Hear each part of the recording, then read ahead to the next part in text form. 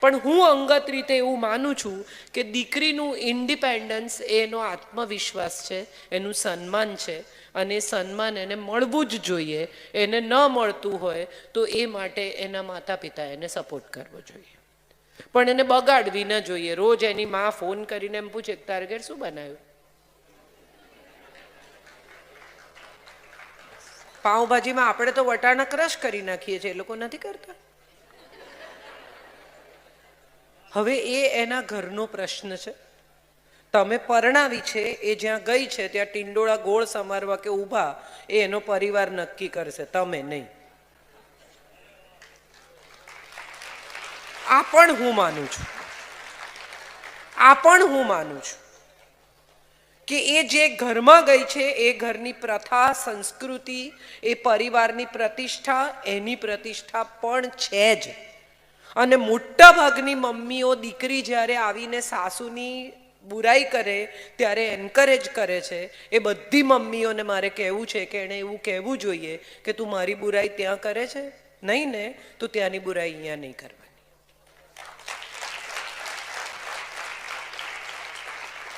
Equal કોને કહેવાય? આને ઇક્વલ કહેવાય.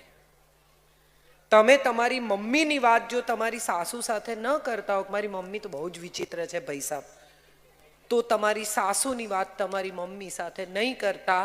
આ પ્રામાણિકતા છે, જો થઈ શકે તો કરી જોજો. આઈ થિંક મારી વાત પૂરી થાય છે. કોઈ બીજાને કંઈ પૂછવું? Thank you.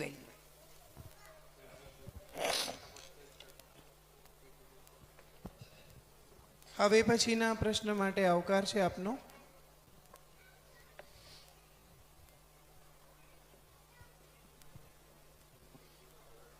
ત્યાં પેલા ભાઈને જોઈએ છે.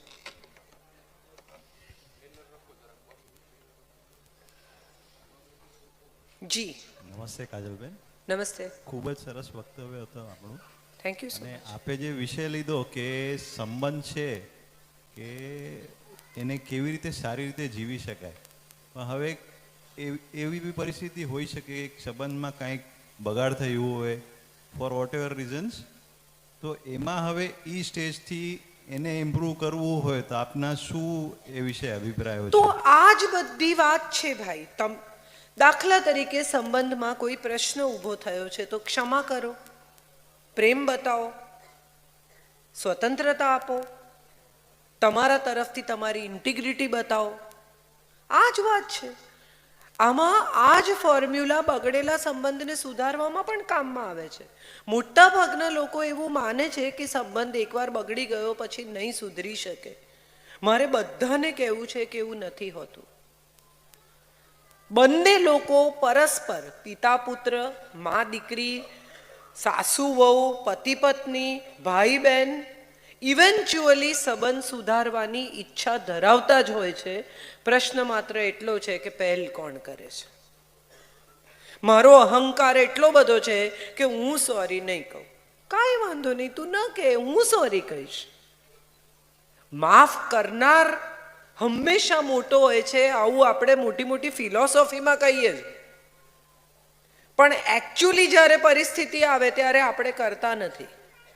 માફી માગનાર છે ને એ માફ કરનાર કરતા પણ મોટો છે, એવું હું તો માનું છું. અને કોઈની પણ માફી માગી શકાય, આવું હું દ્રઢપણે માનું છું. આપણાથી નાના, મારા એમ્પ્લોયી, મારા મિત્રો, મારો પરિવાર, મારા કોઈ પણ, ગમે તે જગતમાં કોઈ પણ હોય, જો તમને એમ લાગ્યું કે તમારી ભૂલ થઈ છે તો દિલ ખોલીને માફી માંગી લો. અને મને વિશ્વાસ છે કે જો તમારી માફીમાં સચ્ચાઈનો રણકો હશે ને તો સામેની વ્યક્તિ તમને માફ કર્યા વગર રહી નહીં શકે. આ પણ એક સત્ય છે. હા, વાત પતાવવા માટે જો તમે માફી ભાઈ ચાલ મૂકને, સોરી યાર, એ સોરી નથી. વાત નહીં પતાવતા, સાચા દિલથી, પૂરા હૃદયથી, તમારી ઇન્ટિગ્રિટીથી માફી માંગો કે ભાઈ યાર સોરી, ભૂલ થઈ ગઈ, આઈ ડિડન્ટ મીન ઇટ. વાત પૂરી થઈ ગઈ. અને આપણા બધાનો પ્રશ્ન શું છે? તો આપણા બધાનો પ્રશ્ન એ છે કે આપણે જ્યારે ગુસ્સે થઈએ છીએ ને ત્યારે આપણી જીભ પર કંટ્રોલ નથી રહેતો. બધાનો, મારો પણ હવે નથી, પણ મારો પણ એક સમયમાં આ પ્રશ્ન હતો કે મારું મગજ જાય ત્યારે મને ખબર જ ના પડે કે હું શું બોલું છું. પછી મને કોઈ રેકોર્ડ કરીને સંભળાવે તો મને એમ થાય કે હા આટલું બધું ખરાબ હું બોલી ગઈ. I don't mean it. આપણે બધા જ એવું કહીએ છીએ જે આપણે મીન નથી કરતા. મારે કોઈની જરૂર નથી, ગેટ આઉટ.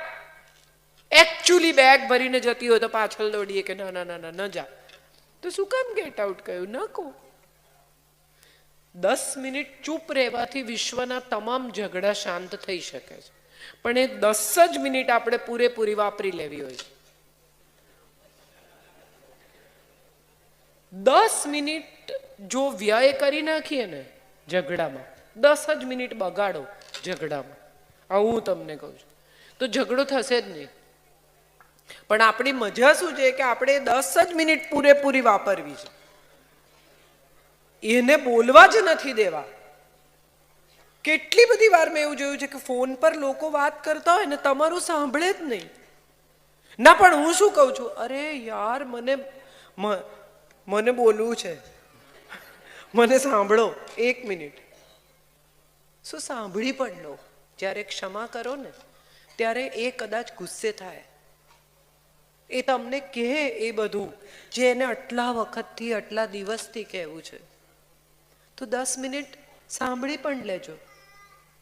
શક્ય છે એ 10-15 મિનિટનો ક્રોધ એનો પણ આટલા દિવસથી દબાયેલો જે પણ હશે, સંતાન, ભાઈ, બહેન, નીકળશે તમે જ્યારે સોરી કહેશો ત્યારે કે હવે સોરી કહેવા આવે છો, આમ છે તેમ છે. સાંભળી લેવું, શું ફરક પડે? આપણે સંબંધ સુધારવો છે તો સુધારવાનો. આ જે કોઈ તમે તો બધા ધરતીકંપમાંથી પસાર થયા છે ને સૌથી ખરાબ રીતે પસાર થયા છે. એ પછી ધરતીકંપ પછી જો ભુજ બેઠું થઈ શકે અને આવી અદ્ભુત સમૃદ્ધિ પાછી આવી શકે, આખું નગર ફરી વસી શકે, તો એક સંબંધ ફરી ના વસી શકે?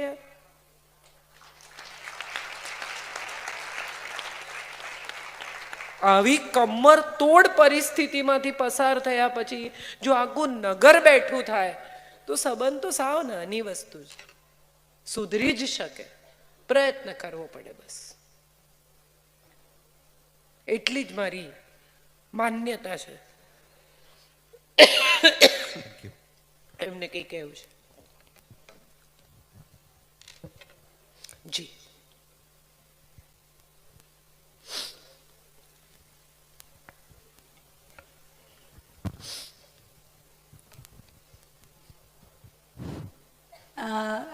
તમે કીધું કે પતિને પત્નીની બેસ્ટ ફ્રેન્ડ કોણ છે યાદ નથી હોતું. પતિને બધી જ ફ્રેન્ડના નામ યાદ હોય પણ બોલવા જ્યારે ઘૂંટાઈ જાય. આપણે જોક મારવા છે તો અહીંયા આવો. આપણે પ્રશ્નોત્તરીની વાત છે. જી, જી, sorry, sorry. તો પ્રશ્ન શું છે એ કહો. ના બસ એ જ કહેવાનું હતું કે એટલે તમને ખાલી અટેન્શન જોઈએ છે. ભાઈ તાળીઓ એમના જોક પર. Thank you. Thank you so much. જી પ્લીઝ. આપણે ક્વેશ્ચન આન્સર સુધી સીમિત રહીશું, કમેન્ટ્સ કારણ વગરની નહીં કરીએ. મેમ મારો ક્વેશ્ચન આ છે, my Gujarati is little weak. Any language. In English. So we always say કે છોકરાઓ નાનાઓ છે, દે આર રોંગ, તો એમને પ્યારથી સમજાવો. What if your grandparents because of they are thinking, because society એટલી પેટ્રિયાર્કલ છે, એના વિચાર એવા જ છે, correct? You can't change it after 75 years. એ પ્યારથી સમજે નહીં, because ego comes in the way. નાના કેવી રીતે મને સમજાય? એન્ડ ઇફ ગુસ્સો કરીએ તો એ પણ ગલત છે. So what would be the solution there? Tolerance.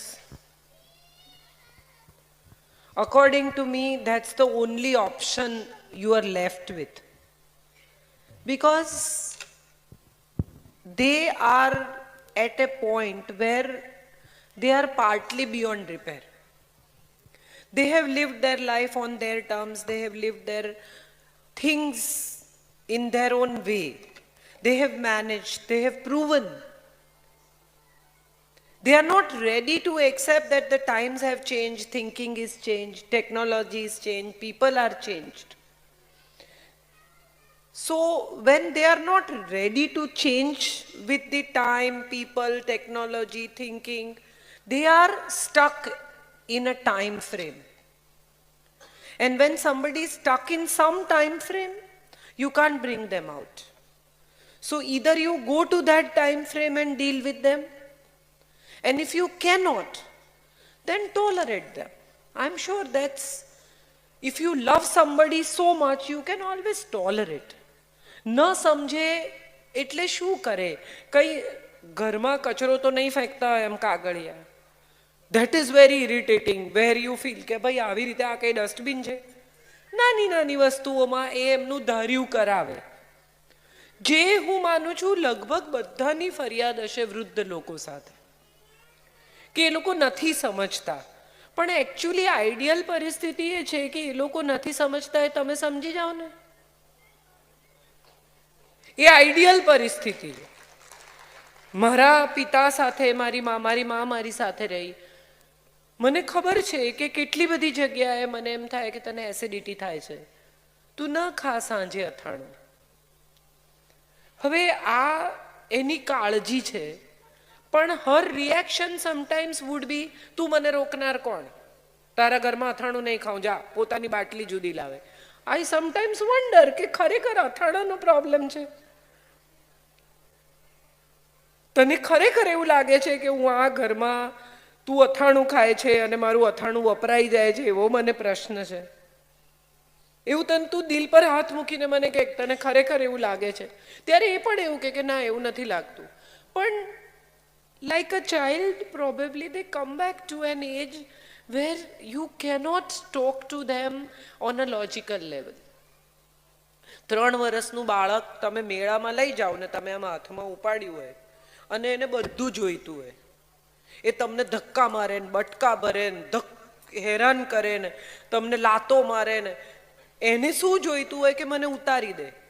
માને ખબર છે કે હું મૂકી દઈશ ને તો ખોવાઈ જશે, એટલે માં બટકા ભર પણ સહન કરે, ધક્કા પણ સહન કરે, એના નોર પણ સહન કરે, વાળ ખેંચે એ પણ સહન કરે, પણ એને છોડે નહીં. એને લોજિક નથી સમજાતું, માને સમજાય છે.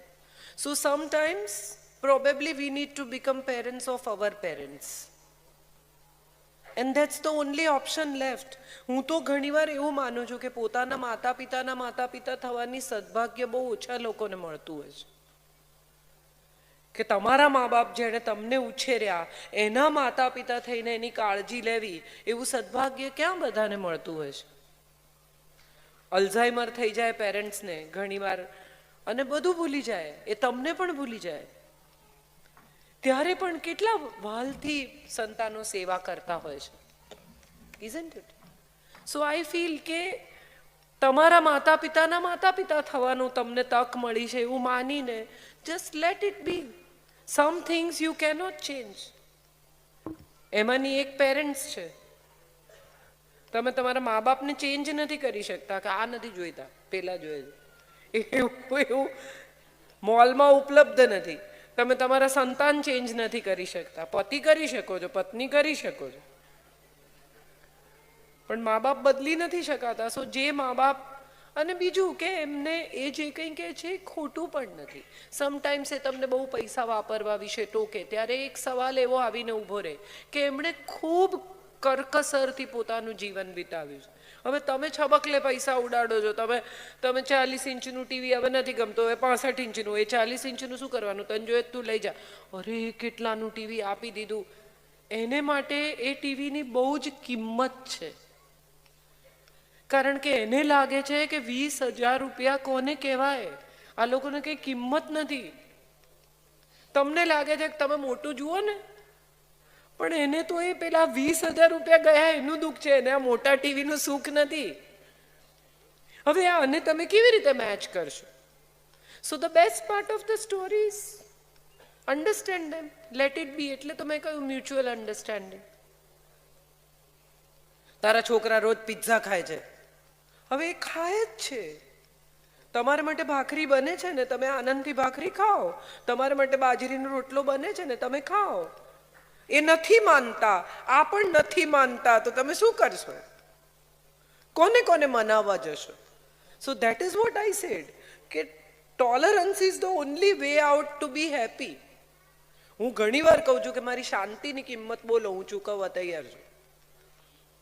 બાઈ રાખી લેવાથી શાંતિ મળશે, પૈસા આપી દેવાથી શાંતિ મળશે, ચૂપ રહેવાથી શાંતિ મળશે, કેટલાક લોકો ખબર છે બહુ દલીલ કરે તમે કે એમ નથી આમ છે. તમે 1 કલાક દલીલ કરો ને એ પછી એ નિરુત્તર થઈ જાય. એની પાસે લોજિકલ આર્ગ્યુમેન્ટ નથી, પણ એ ગાડીમાં બેસીને પહેલું વાક્ય એવું બોલે કે આમ થાય એવું કંઈ હોય નહીં. એટલે એનો અર્થ શું થયો? તમે કલાકની દલીલ પછી પણ એનું મગજ નથી બદલી શકે. એ માને છે તો એ જ જે માને છે. એણે ખાલી તમારી સાથે દલીલ કરવાની છોડી દીધી. How does that help? Don't waste your time. Be happy. Enjoy as much as time you have with them. They are in good mood, you are in good mood. That makes the family happy. The more you argue, the more you try to change them, the more you try to force what you have in your mind better for them. Doesn't work. They don't find it better. They think you are kind of imposing things, you are trying to force them. Doesn't work. Let it be. સારું, ખાવાની કઢી ને પછી સાંજે પગ દુખે ત્યારે ડોલો લેવાની. Simple as that. આમાં કંઈ થઈ નથી શકતું. કેટલીક વસ્તુઓ બિયોન્ડ યુ હોય છે. એ બિયોન્ડ યુ થઈ જાય ને પછી આમ અહીંયા સુધી મારો હાથ જાય પછી હું નહીં પકડી શકું તો નહીં પકડવાની. સુખી થવાનો આ રસ્તો છે, હું શીખી છું. તમારી સાથે શેર કરું છું. થાય તો કરજો, ના થાય તો કંઈ નહીં. Thank you so much. ફરી એકવાર આપ સૌનો આભાર. આટલી મોટી સંખ્યામાં તમે સૌ હાજર રહ્યા, આટલી શાંતિથી આટલા સ્નેહથી મને સાંભળી. આપ સૌનો હાથ જોડીને હૃદયપૂર્વક આભાર માનું છું. પણ એક વાત તમને બધાને કહી દઉં કે આટલું બધું હું બોલી, આવો કાર્યક્રમ ચંદ્રકાંતભાઈએ અંજાર એજ્યુકેશન સોસાયટીએ અરેન્જ કર્યો. 6 દિવસ 6 વક્તાઓ આવશે, જુદી જુદી વાત કરશે.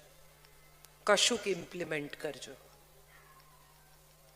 એમની મહેનત, એમનું આયોજન, અમારો પ્રવાસ બધું તો જ સફળ છે જો તમારી જિંદગીમાં નાનકડો ફેર પડે તો.